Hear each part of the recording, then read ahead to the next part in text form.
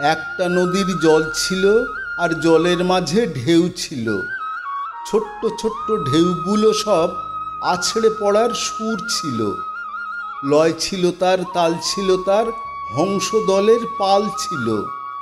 বক পাখিটার প্রাণ ছিল আর গাংচিলেদের গান ছিল। দুই ধারে তার গ্রাম ছিল, ওই গ্রামের মাঝে প্রাণ ছিল। দুই শালিখের গান ছিল আর নদীর মাঝের নাও ছিল। লাটাই হাতে বালক দলের উঠছে ঘুড়ির পাল ছিল। দুই পারেতে উঠত ঘুড়ি, লাটাই সুতোয় টান ছিল। সবুজ মনের বউ ছিল আর নকশি পিঠার ছাপ ছিল।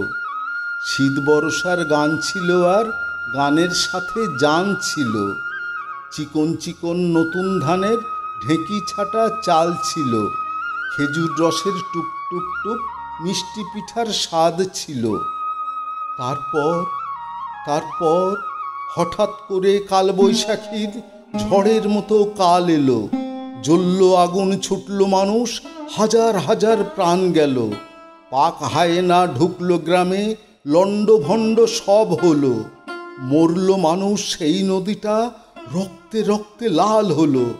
বালিকারা মান দিল আর বালকগুলো জান দিল।